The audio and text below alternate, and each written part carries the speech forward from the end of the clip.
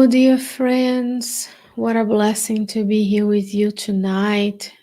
It's always an honor and a pleasure to be with you. Here we are on our Monday conversations about Spiritist topics in the month of October. Here we're dedicated to discussing different information we find in the books of Andre Luiz. But before we get there, we are going to bring our friends. And today I have Eric here with me, and he's gonna help me by saying hi to everybody. Hi Eric, how are you? Hello, I'm fine. Hi to everybody on Facebook and everywhere else. There looks like we have a few of us live, so please guys feel free to write your name if you want to say hi to us. We're able to see that you're live, and also if you have any questions or any comments about how these teachings affect your life. But before we start, what we're going to do is we're going to read a message. Eric is going to read a message. Just 1 second so I can make him more visible so we can follow. The floor is yours, Eric.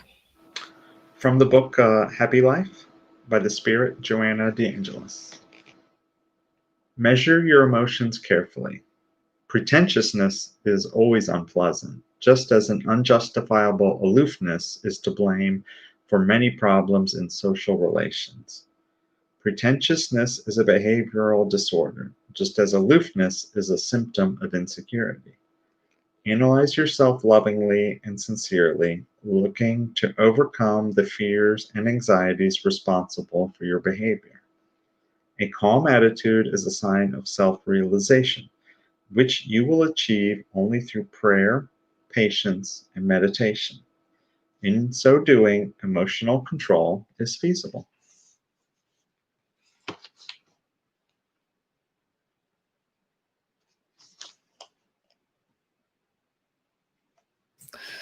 We also have here with us our friend Evelyn. So let me add her to the stream.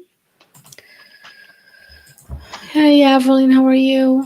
Make our faces bigger. Your pretty face is bigger. So as we are together, I see here that we have our friends Edelaine is here. Some of you are online. So let's start our day with our night, I shall say, with our prayer. So if you all join me, we will pray together. And when we pray, we will invite everybody to also have their water bottles with them for magnetization. And we'll close our eyes if it's safe for us. And we'll repeat the words of the prayer mentally. Dear Mother, Father God,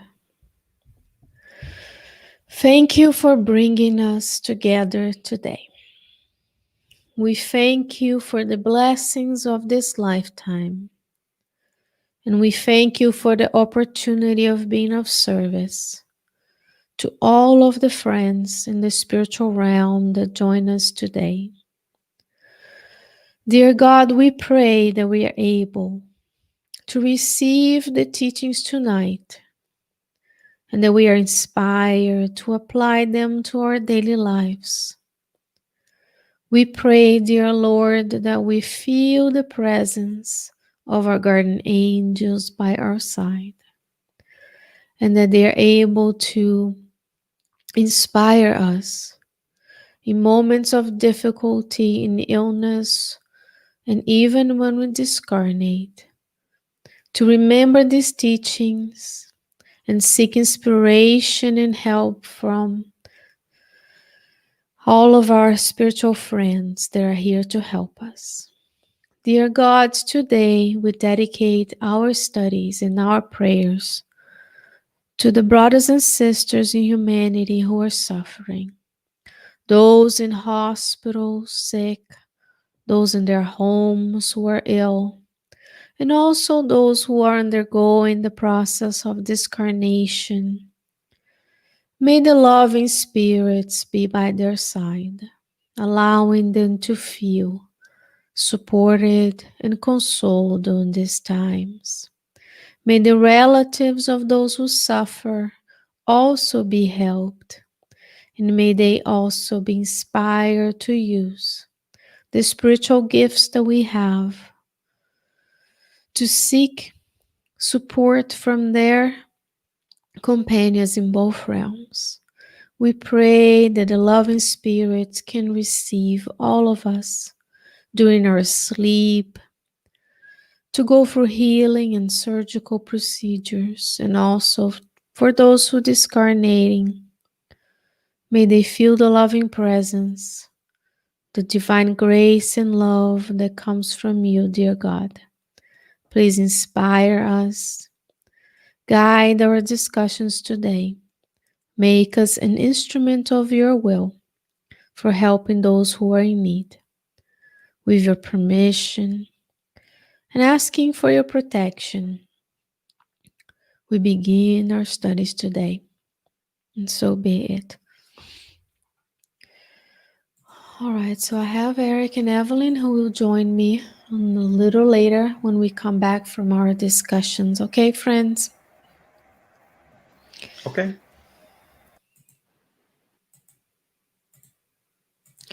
All right, dear friends. Hello, Carol. Carol and Adeline are here with us. I hope that you're well, and I hope that you can join me if you have any questions or comments. Because lots of us, I'm just making sure we're also live everywhere when people want to know of these. So today, dear friends, we're going to talk about, mainly this talk was inspired by the book Workers of Life Eternal.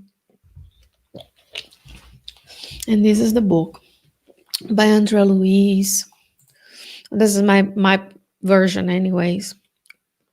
Through the medium Francisco Cândido Xavier. And then Andre Luiz has, mainly we were studying this book as part of our regular studies here in the Spirit Society of Richmond. And we were inspired to talk about the help that you and I received during illness and discarnation. So if you go, this is a teaser, if you go to chapters 11, 12, and 13 of the book, Workers of Life Eternal, you're going to see 5 incarnate friends that will receive the help of the spirits in spiritual work. Andre Luiz is going to describe 5 of them in detail and the process that they will undergo, not only from the worker's point of view, who can help, how they help, but also the spiritual development and attitude of those who are being helped. So there are 5 of them, and I'm going to tell you about them in a little bit. Let's see. So the 5 incarnates on those chapters are a Catholic man called Cavalcanti, a Protestant woman called Albina, 2 Spiritists, Adelaide and Dimas, and 1 gentleman called Fabio, who was of a spiritual development, but they didn't specify which spiritual, probably spiritualist religion. And it's very interesting to see that no matter who you are in the world, you are capable of receiving the same help that these 5 friends, millions of us discarnate every day as much as millions of us incarnate every day. And it doesn't matter, not only spiritists receive spiritual help. So all of those who are in the works of the good can tap into this resource of receiving help from their friends in the spiritual realm. So there are dedicated workers that will be there with us. And does it happen the same for everybody? No, as you're going to see, the folks who are more developed, who are more accepting of their condition, those who not only absorb the teachings of the gospel, but were able to live the teachings of the gospel in their daily lives, were the ones who are more capable of participating on the process and feeling the presence of the good spirits. And the ones who were not fighting, but they were in a moment of getting a little bit more mentally unstable and more fighting over the fact that their physical body was not trusting enough in the process, were the ones who had a little bit more difficulty, and the spirits were able to had to do greater work. And why are we talking about also sickness? Because then when we talk about sickness, I'll bring you examples of the book No Solar, of the book Messengers, of the book Sex and Destiny. And during Discarnation, we'll focus on the teachings on Workers of Life Eternal and of the book Voltaire, I Came Back by Brother Jacob, because those are the images we have. But mainly, we all who are incarnated on the earth, probably with the exception of Jesus Christ, will undergo at some point in our lives some physical illness. We'll get sick. And then also, newsflash, we're all going to discarnate at some point. We all were born and we're all going to die. Our physical vessel is going to deteriorate. Some of us will be longer, some of us will be a shorter lifetime. And then what we want to do is be cognizant of that fact and then prepare each and every day, not looking for to hasten our death, but to be prepared if death were to visit us during this time. And then as a brief reminder that you are a spirit living a physical existence on the planet. If you go to the book Evolution in Two Worlds, and to some extent Fought in Life by Emmanuel, Evolution in Two Worlds is a book by Andre Luiz. It's just been recently published in English by the Brazilian Spiritist Federation publisher in the US. All of these books that I'm using here have English translations. Even the book Voltaire, who is not published in English, but you can watch the studies at Kardec Radio. So here you will have your spirit will command the cells of your spiritual body or spirit, perispirit. And then what you also have, the spiritual body then command the cells of your physical body. So if you have a physical body, you consciously or unconsciously, through your spirit's mind, the mind of your spirit is able to impart your will in the cells of the physical body. So the moment you are connected to the zygote, which is the first cell of the physical body, the union of the female egg, the egg and the sperm that come to the zygote. From that moment on, your spirit will is imprinting vibrational energies into the physical molecules that will make your physical body. And that has been happening to us since our inception. And if you go to the book Evolution to Worlds, you're going to see that's a lot of time, 1.5 billion years from the creation of the spiritual principle all the way to being a human spirit, and a few more millions of years since then till now. So we have gained a lot of different experiences on doing a lot of things unconsciously. For example, right now your spirit is commanding the through the physical perispirit and physical body the heartbeat. So you're not thinking about your heart beating. That's something automatic that is happening to you. So your mental abilities, just for us to have an idea that during sickness or in health, your mental attitude can impart, can have an effect on the activity of your physical body. Hello, Marcia. How are you? What a blessing to see you today together with us here studying this. So let's talk about help.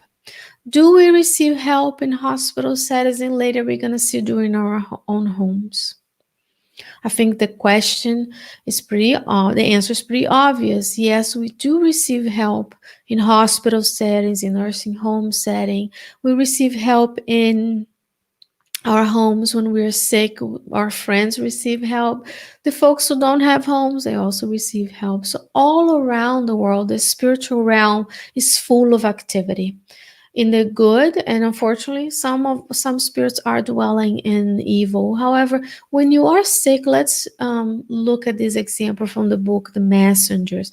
Here you have, of course, remember these books were published in the decade of 40s, 50s and 60s, and the spiritual series of Andre Luiz. So the drawings and the descriptions of the the hospitals, both in the spiritual realm and in the hospitals, actually the physical hospitals, are a little bit more simpler than what you find today. So this is a gentleman who is sick here, He is receiving help from two discarnate friends who are at his bedside. Here is the physician and the incarnate spirits. So there's a team of spirits, physicians, nurses, therapists, aides, with specialized knowledge that will go there and be with that sick individual. And then there's also here, there's two gentlemen on this side, Andre Luiz and another worker. So they are observing as a case study. So next time you are in a hospital, or if you know someone is in a hospital, right now we're very aware of the hospital capacities and we can and cannot do in the hospitals, who is going to the hospital, even though millions of us are sick every day or discarnate every day. The pandemic has brought to our attention more of this setting. So when you visualize, if you see an image or a story about someone who is sick, visualize the good spirits in there. This could be, for example, a step-down unit. This could be a hospice unit. Where a palliative care unit where there's no curative procedures, but there are procedures to alleviate the suffering. It could be on someone's home, could be at a nursing home, it could be on our homes tonight. We may not have the IV bag with us. Anywhere and everywhere there is need, there would be a possibility of us helping, receiving help from the spiritual friends in there. So of course the help is there.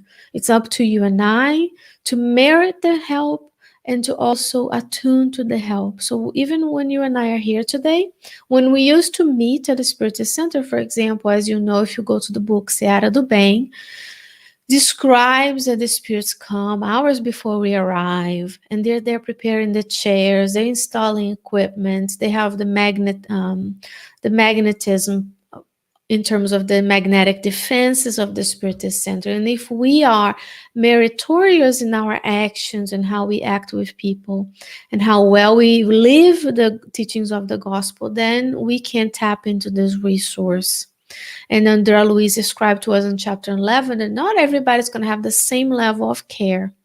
Not because God is punishing anybody, but some of us are dwelling in evil. So we may not be able to, because of our rebelliousness, to be able to even capture that our friends are in there. Think about Andre Luiz in the book No Solar. He was for a long time in the lower zones, but he wasn't able to perceive the presence of his mother or the presence of Clarencio. So it's up to us to really work on this. Here is another example from the book Sex and Destiny. The book Sex and Destiny will show this lady here in the sort of semi-ICU moment where here it is, the incarnate friend in this gray suit is part of their family members. And if you go there, you're going to see there's a whole drama going on in between two families and different relationships that dates centuries before. And here you have a suffering spirit that is next to her. And as you can see, she's all taped up. And there's a picture, a nice picture of Jesus by the bed. And here you have the spirit friends helping that lady. And even though she is supposedly in a comatose state, in a very sick state, and may not be saved, you're going to have to go to the book to figure out what happened at the end. Her mind is very active, so active that that gentleman that you see that is crying here, that is attuned to her, that loves her, is going to capture some of her thoughts that are directed a specific person that she perceives as helping, as hurting her, and that gentleman is going to leave and go after that person. So even when we in the physical realm with our physical medicine don't detect activity, we think people are comatose, our spirit is very aware, very active. And that's when you and I, if we start today, we don't wait until we are in that situation. We can have certain, at the end, I'm going to talk about some things we can do to attune with the good spirits and be able to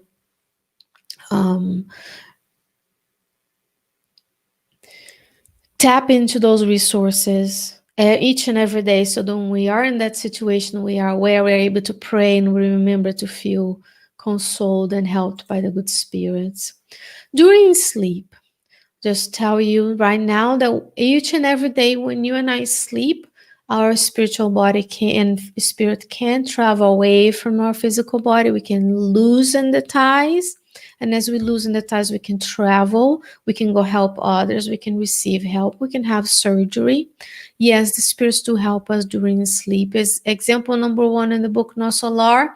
Here is Andre Luiz when he's allowed to visit his family, his previous family on the earth. Finds the situation where his previous wife is already remarried, and this gentleman is sick. So after he goes through a little period of turmoil, because of course he is still attached to that family. He found a situation he wasn't necessarily expecting. And then he's able to see that gentleman as a brother and sister. And he summons Narcisa after 20 minutes of prayer. He's praying and asking for help. Narcisa comes down, who is a nurse who works in our solar, receiving the suffering spirits from the lower zones. And then she's able to come here and receive help. So if you today are sick, or a family member of yours is sick, or if you just like to be of service, because charity is more than just going and help. Of course, if we can go and help, we should. Then we can go and we can visualize the hospital next to you, the community hospital. Here in Richmond, we have community hospitals, we have university hospitals, we have nursing homes. Everywhere in the world, we have that kind of setting. So visualize those settings when you drive by. Instead of thinking about the person who cut you off in traffic, visualize you see a nursing home, visualize the spirits there helping the visitors, especially when they can't have our physical presence. If you go to the hospital, if you go to your physician to receive care of any kind, if you take your child to the physician, visualize the spirits there counseling that physician, nurse practitioner, or PA, and the nurses, and receiving a medicine. Visualize the medicine being infused. We can receive a lot of help when we are sick, even when we are awake as well. Here's another example in the book Sex and Destiny again, where we have this lady. She is very distraught in the in the physical realm. So she's induced to sleep, and then she's brought into this place, and then she receives magnetic passes. She's sleeping, her body's sleeping. You may not be able to see on this picture here, but you can see there's a cord, so she's still tethered to her physical body. And then she will receive those loving vibrations. Her mother comes as well to help her. And then what happens? When she wakes up, she doesn't remember exactly what happened, but she has this good feeling sensation. And when she was receiving help during sleep, she committed to stop those thoughts of suicide that she was having. So when we are ill, because mental illness isn't illness, if we're harboring those thoughts, or if we know someone who's harboring those thoughts, we can visualize ourselves, we can pray. Even if people don't believe in our households, you can still sit by their side at home, pray for them, visualize the guardian angels helping them, visualize the guardian angels of our obsessors helping them, so that we can all contribute to the betterment of the improvement of our spiritual reality, the spiritual environment around us. So there's a lot of help to receive. And so what happens when we are discarnating? So there are a couple of, I'm going to touch on this very basic concepts, for us to go into the examples and bring this to our real lives. So when you're alive, there is a cohesion between your body, your physical body, and your paraspiritual body.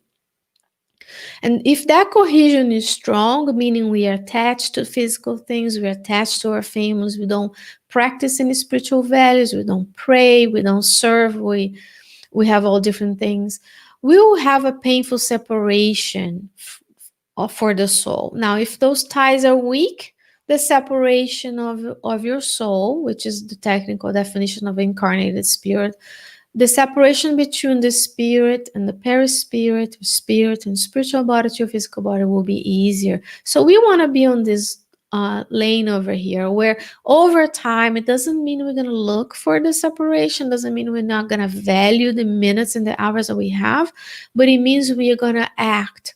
We're going to be active and be an agent, so that over time we can build less attachments. Because today, our titles, our homes, our families can all change, and they may have been different in the future. And we may even get a new country, a new city, a new family in our next life. So we need to start detaching ourselves in that sense. It doesn't mean we're not going to stop caring about folks. And then mainly death occurs when there's an extinction of organic life. So your physical vessel is unable to sustain life anymore. The processes and procedures, the processes, the organic chemistry processes that keep the physical cells together and the body extinguishes over time if we are a chronic illness, of course. So there's this separation of the spirit and perispirit from your physical body. And if you have a long illness, if you have a cancer or you just die of old age slowly, that separation is going to occur. At the end, the last end, you have this rupture of the fluidic link. And now there are many different outcomes for this.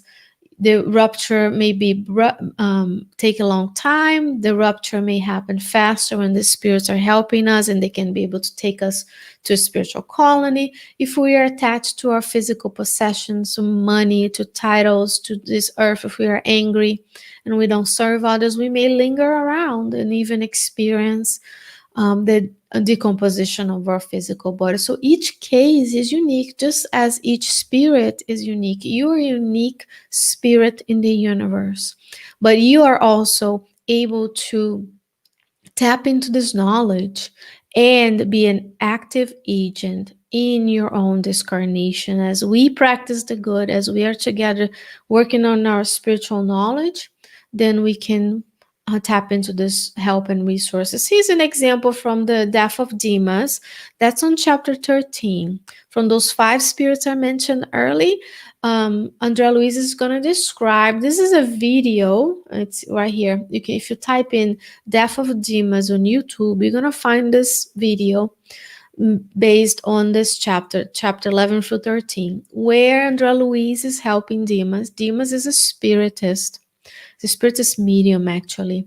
And Andre Luiz will describe the whole spiritual environment of the house, how the incarnate beings were acting, how the desperation of the family members were, how they loved him so much, they were feeding him energies that looked like his physical body was still with a decent prognosis, but then they were imprisoning him in that situation. So the spirits have to work on the incarnate beings, trying to help them realign their mental attitudes. And then after they were able to remove the the physical beings from the room, inducing them to go sleep, giving them magnetic passes, and then the process of discarnation occurred, where he describes that this milky substance was being released from Dima's physical body. And then over time, the milky substance became a mirror image of his physical body and his paraspiritual body, and it laid over his body. This was a process that took over a day to happen. It included making his room spiritually shielded from lower vibrations. Remember, we are on the crust, so there are noxious mental attitudes all around us in the lower zone, so that we need to incur in that habit of prayer. So Dimas, before he gets into physical coma, he's able to perceive the presence of the spirits. He's able to pray for Jesus, as he says on the book, the divine doctor, you heal the sick, you heal the lepers, please come help me as well. And later, over time, it didn't happen like boom, he discarnated and his perispirit detached. What happened is, for a while, this is his mother, he prays for Mary, asking Mary to grant him the opportunity of having his physical mother with him. And this is the lady that you see here on the head of the bed. And for a while, his physical body lies there in coma, and then later dead. And then his mother is cradling him as she used to do. He also undergoes a life review right before he goes into coma, where he reviews the events of his life.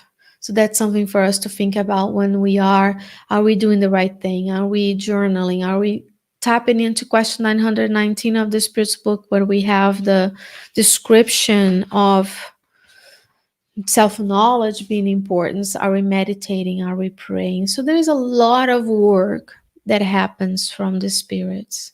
And you and I want to go easy on them. We want to start by thinking, are my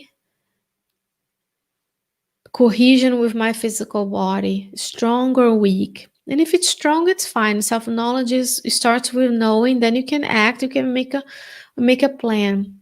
And then we can go from strong cohesion to weak cohesion, so we can easier separation of the soul. Then here we have another case from the book Voltaire by Brother Jacob, which is Frederick Figner. He's very influential in bringing in the beginnings of Spiritism in Brazil. Frederick Figner is here at the end of his days, and you can see again the same image of a spirit of higher elevation, as you can see the glow and the vibrations around him. He's there applying passes. Sometimes the passes are longitudinal for the ones who know passes, so meaning around from head to toe, from head to toe. Sometimes they focus on certain areas of the body, the mental area, the gastric area, for example. And then they work on us. And here's Frederick Figner slowly recreating his spiritual body that will be next to him. And right before he's able to physically, so in this case, let me make an addendum. In this case here, Dimas is not fully aware that he is discarnated, so he loses the ability of perceiving the spirits right before his coma. And then he is aware he's dying, he knows he's dying, the spirits tell him his time is come, but he doesn't know exactly when. Frederick Figner, on the other hand, when he leaves his physical body here, right before he does that, you can see the hands of the good spirits over the crown chakra here. As you can see, he has a cord. He's still attached to his physical body.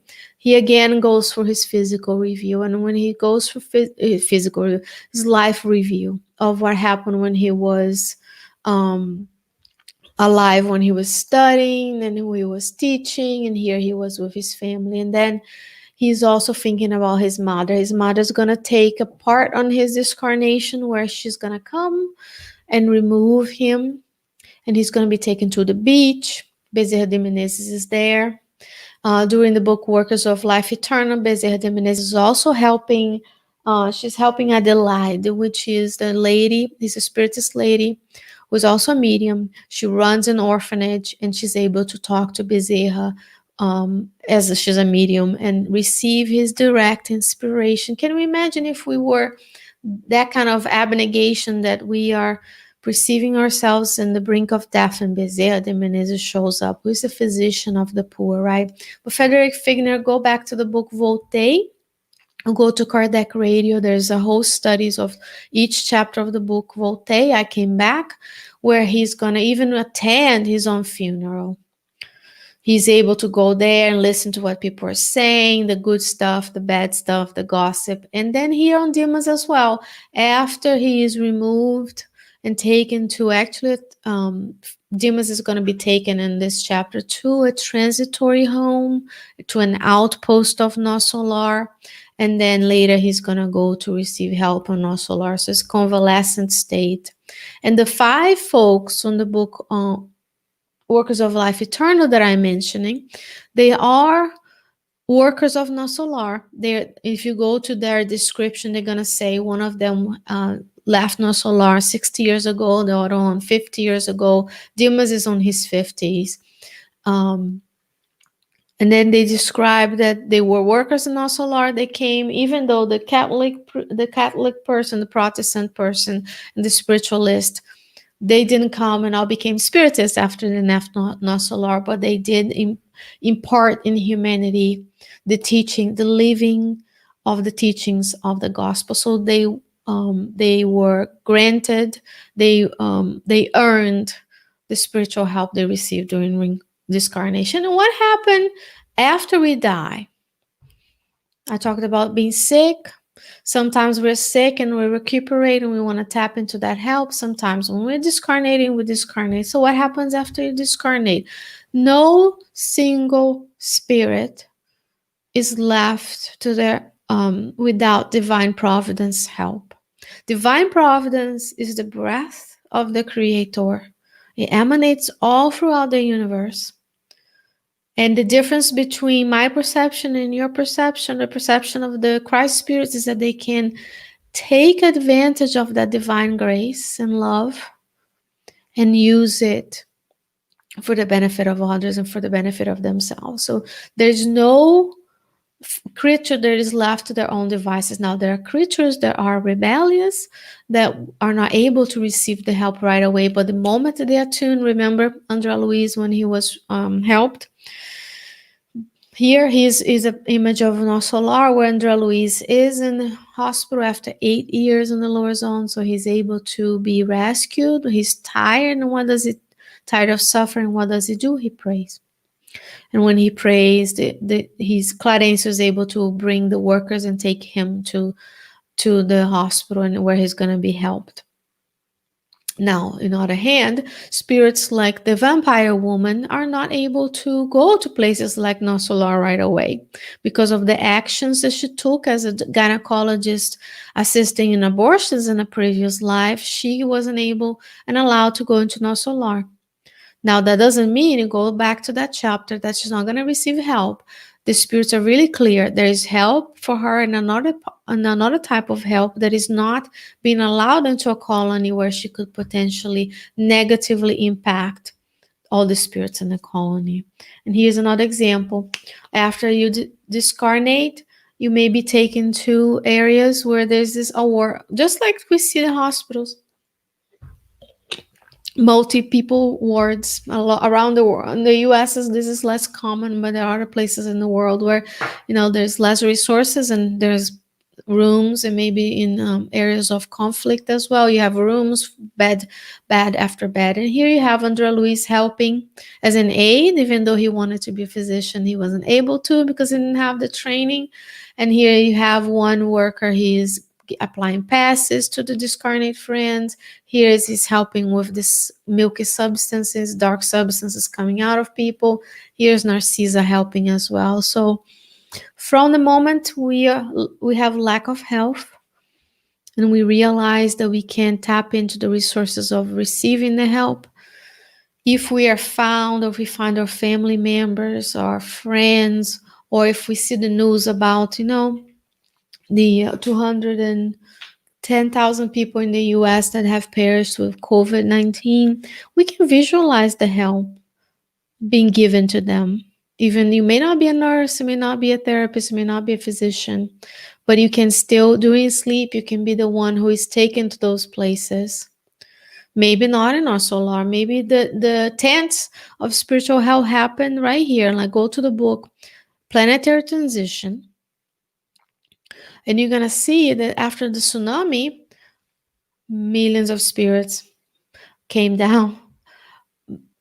Thousands of workers came in spiritual working conditions, and they helped the spirits that were discarnating with the impact of the tsunami. You can see what happened in the spiritual realm and the physical realm. The folks that discarnated and the folks who stayed. So we want to be mindful when we are the ones assisting someone who is sick, or assisting someone who is discarnating, or praying for the ones who are already departed. We want to be of help to the good spirits. Of course, we're going to miss them. Of course, we are going to cry and be grieving them, but we don't want to be the disturbance. We don't want to be the ones who are throwing ourselves on the floor in tantrums and unaware of our own emotions and emotional turmoil, that now, instead of the help going to the discarnating person or the sick person, the spirits have to come help us. And that is an exercise, a muscle that we have to exercise every day. And that's something for the friend Cavalcante, who, no, let's not call, Fabio, who is the spiritualist. He senses and he's at peace. Emmanuel Andre Luiz described that he knows he's going to pass away soon. He has TB, tuberculosis. So he summoned his children who are young. He can't touch them. He can't hug them because back then TB is very contagious. You shouldn't be hugging anybody with TB anyways, unless you have a 95 mask. You will, he summons the children and tells the children through the gospel at home, through the practice of meditation and prayer, they are certain of the existence of life after the physical death. So he's coaching his children to believe, and he says to them, don't cry in despair. I will be back and I'll help you. If you cry, you'll be unable to help me as effectively. And that's what we need to do. We need to somehow get the strength to be aware of what's happening and be a vessel of help to the good spirits as well. So how do we cultivate these good habits that will bring us closer to the good spirits as we are at some point in our lives experience some sickness, and at some point we're going to discarnate. So we need to cultivate good habits. One example again is in the book Messengers, and it's also in the book Workers of Life Eternal. Those 3 chapters are really interesting because in between the times of illnesses, and those are people who are suffering from chronic illnesses, so they have time. And as I have time, and it gets closer to the day they're going to discarnate, Andre Luiz says there's a time to be born, there's a day and time to discarnate. And in between, the days they're taken at night to the spiritual realm, they receive treatments, they receive the loving inspiration, and they come back and they feel supported, even though they may not be able to express it. And then each and every day, one of the things you and I can do is cultivate and practice the gospel at home, in our homes. And it may be as simple as having the book Happy Life or the book Child of God. Or you can join us on Sunday mornings, and we can do the gospel together, Jesus in the Home, 11 a.m. Eastern Standard Time on Zoom. Contact us and I'll give you all the information. It will be posted as well. Where when we have the gospel at home, and in these times of pandemic, we should be actually doing it every day. Choose a time and a place. Read a message. It doesn't need to be an hour long. Read a message out loud. Make some comments and pray. And then when you pray, you're going to see here Isabel. Of course, she's a medium. You may not be. Here is a Fabio Alito, which is a superior spirit, guiding the works of Isabel.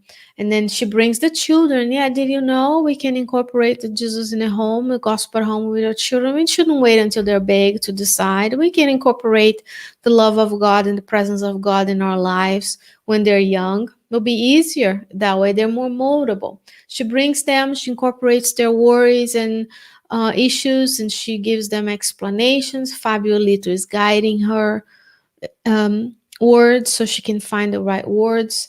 She has here her deceased husband by her side. He had returned to the spiritual home sooner. She has family, friends with her there. And also, we are going to be helping the spirit friends that are discarnate friends that are suffering. This is this side of the house. So when we make ourselves available to cultivating these habits, the good spirits will be there to help us, and we gain merit. We have to merit the help. If we are rebellious, if we engage in vices, if we are committing crimes, and if we are destroying our physical body ahead of time, not in favor of others, but in favor of our own passions, we're not going to be able to tap into this help as easily. That doesn't mean the help isn't there, but we have to account for our actions as well. And here is the spirit of service. So even if you're not a spiritist, you want to help a friend who doesn't even know the spiritual realm exists, you can encourage them to serve someone somewhere. There's so much suffering in the world. There is a cause that you can tap into. There's someone out there that needs help in some form and another. It may be praying for them. It may be volunteer somewhere. It may be giving the bread that their physical body needs, giving them hope. It may be donating to an orphanage. It may be taking care of a friend's children for a couple of hours so they can have a break. Whatever service you can do. Service allows us to forget of our own problems, remove ourselves from our own comfort and needs to help one another. And that's living teachings of the gospel. Go back to the New Testament, and the Old Testament for that matter, because Jesus quoted a lot of the Old Testament. See what Jesus did. He was not sitting by the beach, drinking cocktails and eating shrimp. He was there fishing and being a carpenter, and he was meeting the needs of the people. He was healing the sick. He was, at times, he provided them with the physical bread and the fish. And most of the time, he gave them the attention and the consolation and the teachings that you and I today can partake on it. So let's look at our model and our guide and not lose and waste this precious opportunity to be here together. All right? And as we draw to our close, because in the next one would be a prayer, I'm going to invite our friends back because they're also studying the book with us. So they may have some other comments where we can help, how we can better help ourselves in these moments of sickness, illness, and discarnation. So let me bring back our friends Evelyn and Eric.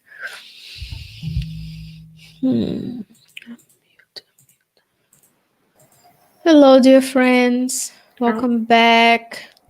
Thank you for hanging out here. So, comments and questions about help during illness and discarnation. I was reminded, or at least that's a thought that crossed my head while you were presenting, was that sometimes we don't know how to help someone who's going through something like this, like either being sick or very sick or dying, or other people going through that, or even ourselves, right? We'll go through all those things. And sometimes there is really nothing we can do here, but we can pray for spirits that can actually help.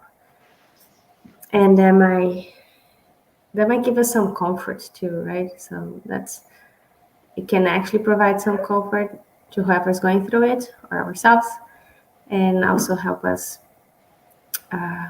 help other people and feel that we're doing something. There's something in our power to help others. What about you, Eric? Any comment about the book and the teachings?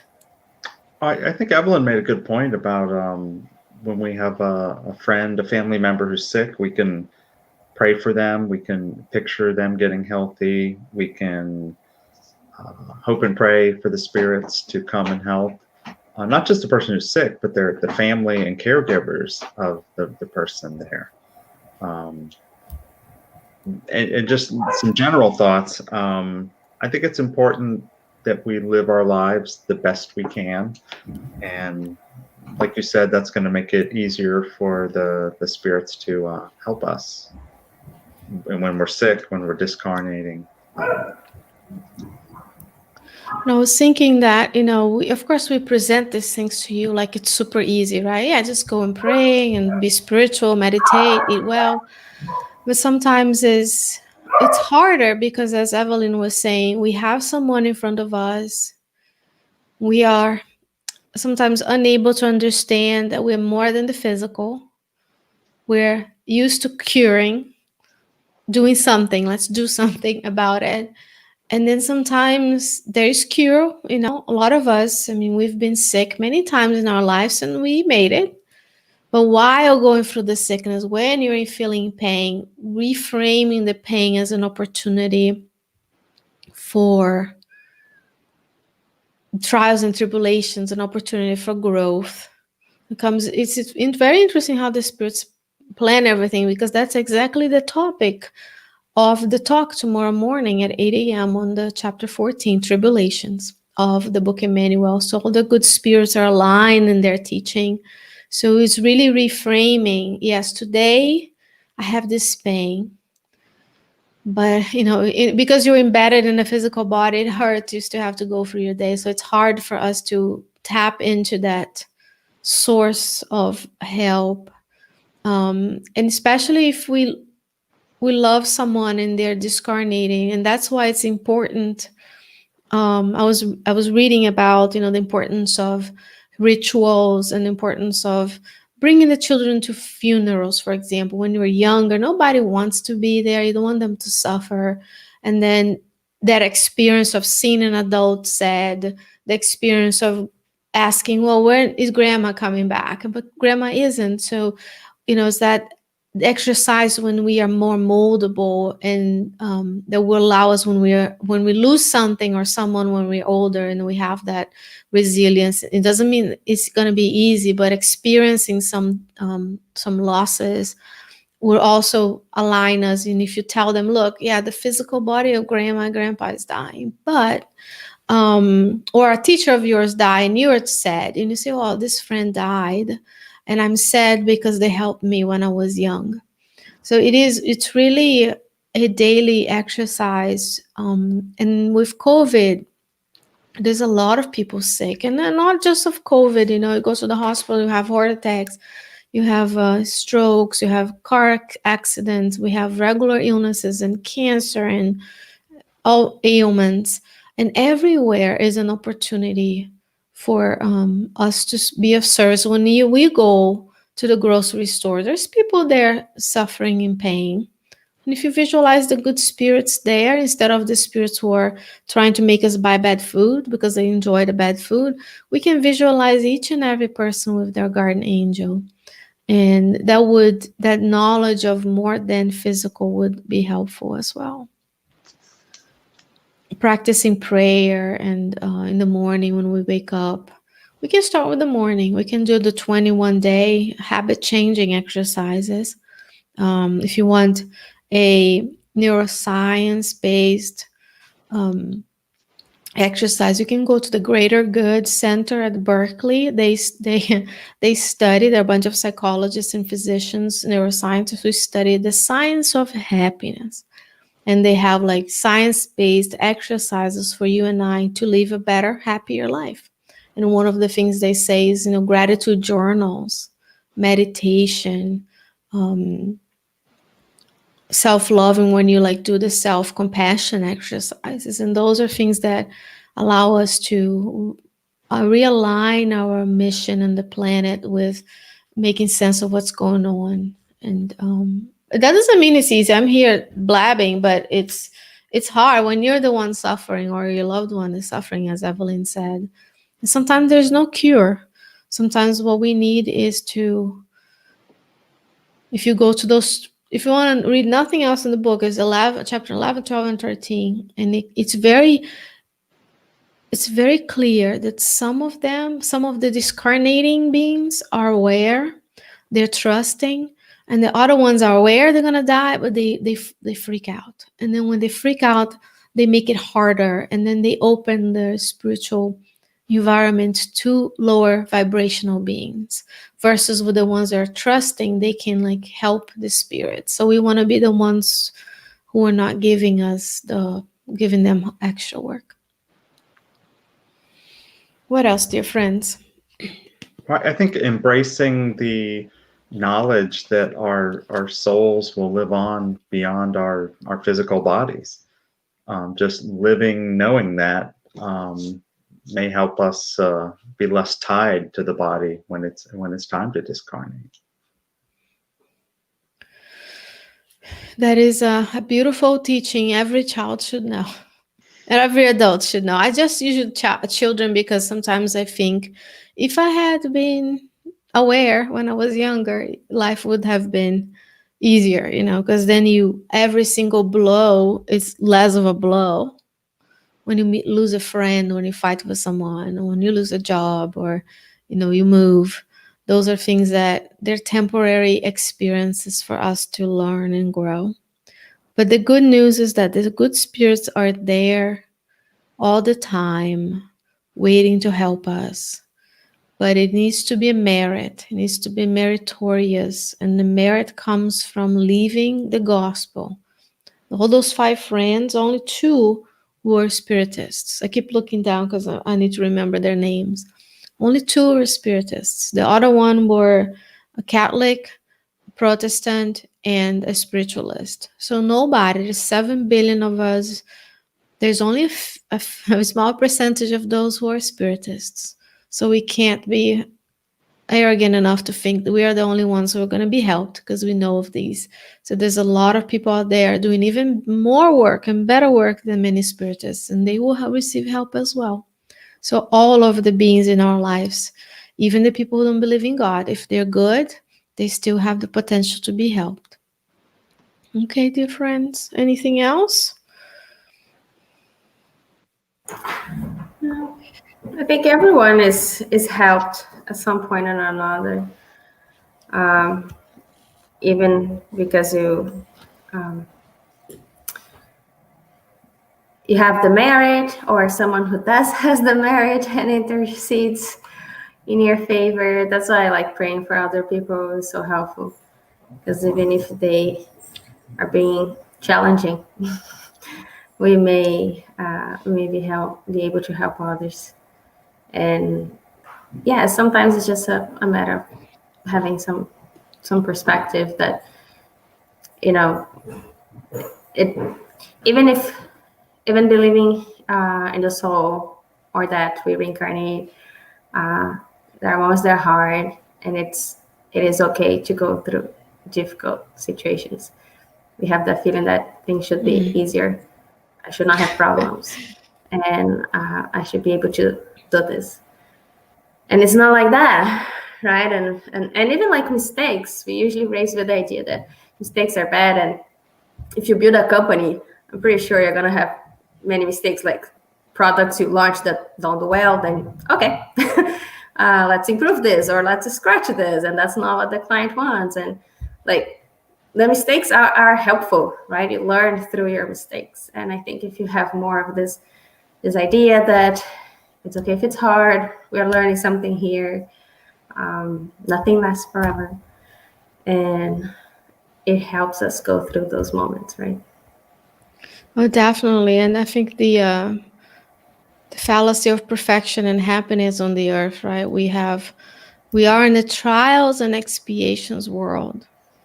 Whoever sold us the bill of goods that we're supposed to be happy and have no problems all the time is the media, the marketing people who decided that they can sell us products because the next thing they invent is going to make us happier, or the next beauty product, or the next fashion. But yeah, you're right. Things will go wrong. We're going to have difficulties, and then it's okay. It's going to be fine. Everything shall pass. If folks, like when Jesus ended his life at the cross, if a Christ spirit that had nothing to expiate had to undergo, and that's the beauty of his teachings, he went through everything that you and I, because you can say, Jesus, I'm so, like Andre Luiz on the bed, right? When he arrived, my life is so hard. I don't have my family. I'm suffering. And the spirits are like, look around, or look where you are, and how grateful you should be. This Jesus, you can talk to Jesus today and tell him, he's gonna be like, look, I was betrayed. People spit on me. I had to die on the cross. Nobody understood me, and we expect life is going to be good for the people who are growing like we are, imperfect, perfectible, and we are better today than we were hundreds of years ago, and we'll be better tomorrow. And it's a gradual, just like in nature, we are going to fall. You don't wake up one day and all the leaves are yellow and brown, and the next day they're all gone. It's a gradual process of cycles and growths and everything. All right, dear friends, so we are heading towards the end of our studies. I'm going to invite our friend Evelyn to pray for us. Is that okay, Evelyn? Yeah. All right, so let me mute her, Eric.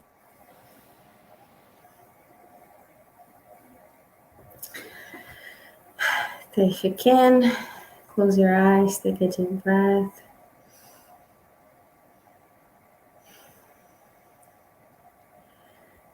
Dear Mother, Father God. Thank you for allowing us to meet tonight and listen to these beautiful teachings that have been brought to us. Thank you for the reminder that we constantly have mentors and spirit guides protecting us, guiding us, helping us through difficult moments. May they receive all the blessings and positive vibrations that they need to perform their duties. May they be able to comfort us, remind us of our missions here, and of the future that still lies ahead of us. May we be resilient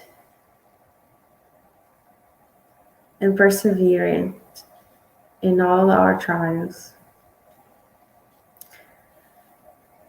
We thank you for your protection and the many blessings we have received.